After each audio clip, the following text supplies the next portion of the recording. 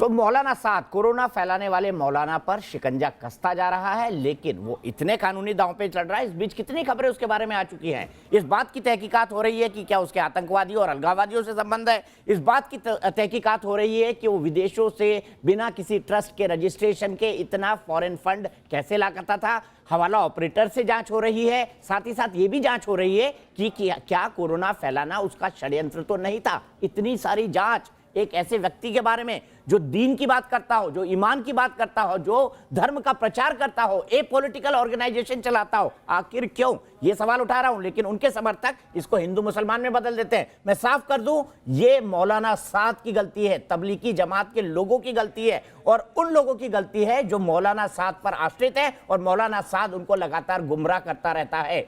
ये पूरी मुसलमान समाज का मामला नहीं है। ये सिर्फ और सिर्फ मौलाना साद की गैर जिम्मेदाराना और क्रिमिनल इंटेंशन के साथ की गई लापरवाही और गलती का नतीजा है। सीधे चलता हूं तौसीफ भाई के पास। तौसीफ भाई क्या कहेंगे, क्यों बनाते हैं इसको हिंदू मुसलमान? मौलाना साद को क्यों बचाया जाता है ये कह के कि मुसलमान है भाई, विक्टिम है। देश में तो सभी मुसलमान विक्टिम है क्योंकि उनका परसिक्यूशन हो रहा है इंडिया में।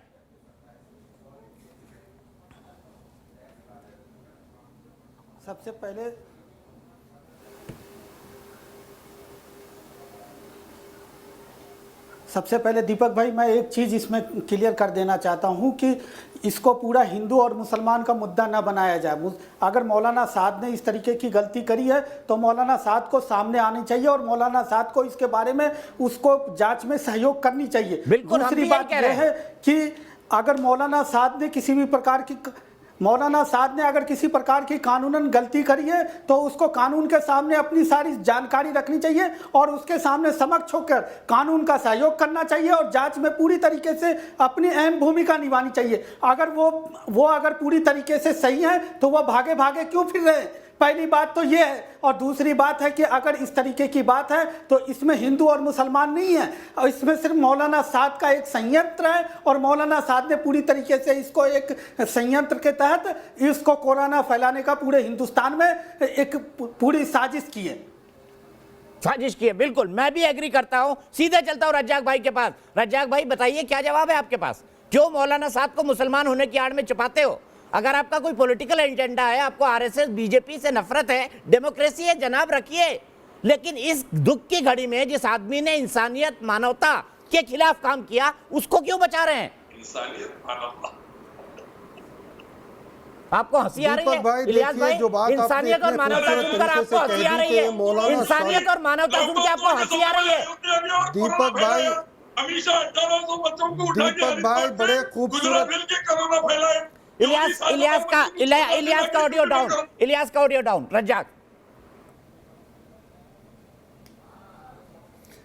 दीपक भाई, बड़े खूबसूरत तरीके से आपने समझाया इस देश की जनता को। देखिए, गलती तो सिर्फ मौलाना साद की है, तबलीगियों की है, लेकिन पूरे मुसलमानों की नहीं है। मैंने कब कहा मुसलमानों की है? राजपूत और सुरेश तिवारी जैसे बीजेपी के गलत करते हैं कि ये मुसलमान बीजेपी कार्रवाई कर रही है उनके खिलाफ। मैं बीजेपी का स्पोक्सपर्सन नहीं हूं, लेकिन आपको ये साफ कर दूं, मैंने भी इसको कंडेम किया था। इन्होंने हमला किया। किस मुसलमान पे हमला किया बीजेपी के लोगों ने? बताइए। पालघर में जब साधुओं को मार दिया गया, तो सेक्युलर लोग क्यों खामोश हैं? मासूम जनता, अरे बुलाइए ना उन लोगों को। Justice for sadhus. पालघर में हिंसा होती है तो जस्टिस मांगते हैं, उत्तर प्रदेश में होती है तो जस्टिस भूल जाते हैं। अरे बुलाकर पूछिए, इनका सफेद झूठ छुप जाएगा। आप सुनिए ना, हम ये पूछ रहे हैं। आप सुरेश तिवारी से सवाल करिए ना। जब सुरेश तिवारी से खूब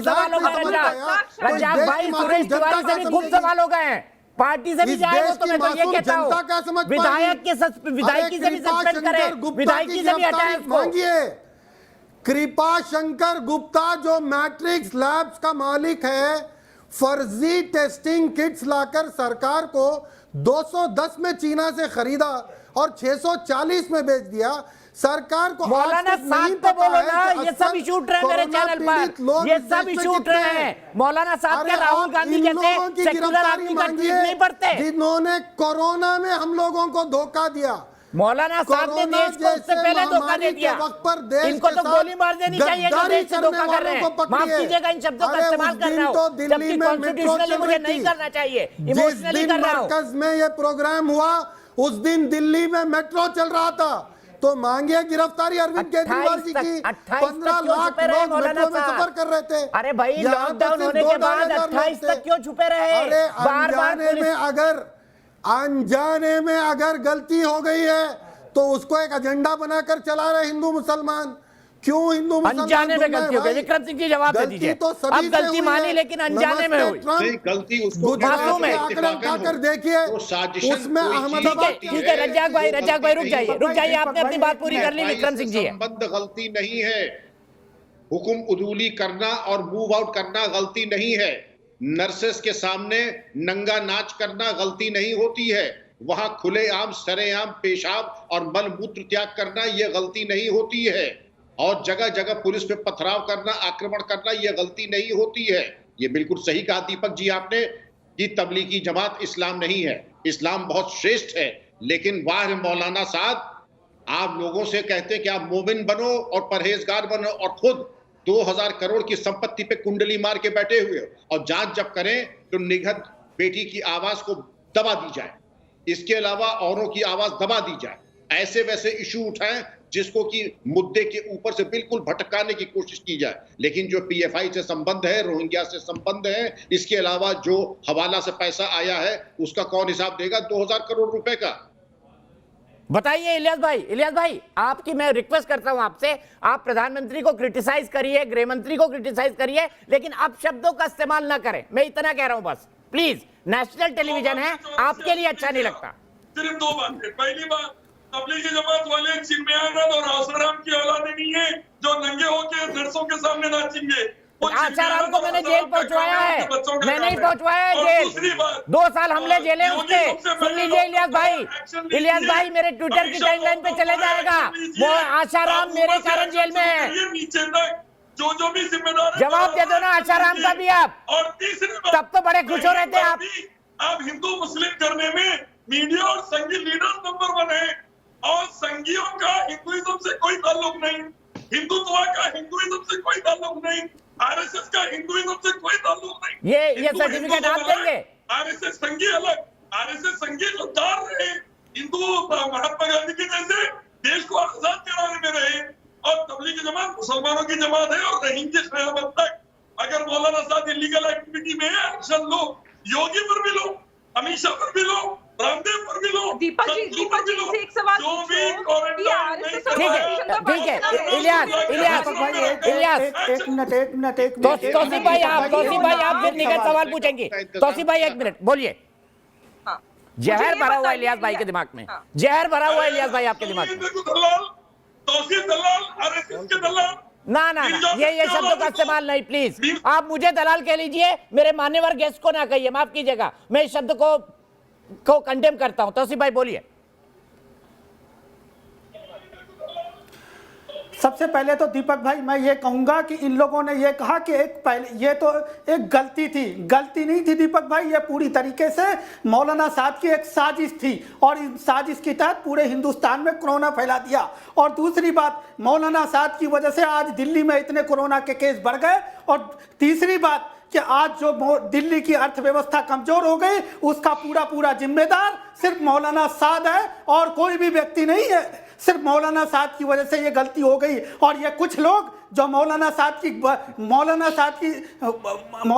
को बचाव में खड़े हैं, ये मौलाना साहब का बचाव ना करें, क्योंकि हिंदुस्तान के संविधान में सभी लोगों को संवैधानिक बात रखने का हक है, ना कि गैर संवैधानिक बात रखने का। कुछ पैनलिस्ट माफ कीजिएगा, गैर संवैधानिक बात रख रहे हैं, मौलाना साहब को अब भी बचा रहे हैं। अरे शर्म कीजिए, मौलाना साहब जिसने पूरे देश में, पूरे हिंदुस्तान के 31-28 राज्यों में कोरोना फैलाने का काम किया, आप उनका बचाव करते हैं। अब भी आप कम से कम शर्म कर लीजिए।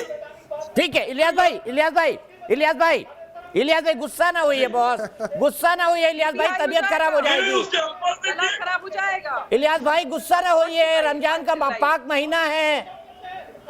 अगर इतना गुस्सा होंगे तो मुझे फिर आप समझते तो इस तरह के शब्दों का प्रयोग थोड़ा करते। दे दीपक। इलियास भाई, रमजान के महीने में दलाल वलाल ये मत छोड़ दीजिए ना, पाक महीना है, अच्छे शब्द जुबान पर रखेंगे ये निकालिए। रोजे। इलियास भाई, बोलेंगे इलियास भाई, रमजान का पाक महीना है ऐसे शब्द मत निकालिए ना। भगवान मुझे भी खोसेंगे, अल्लाह आपको भी खोसेंगे।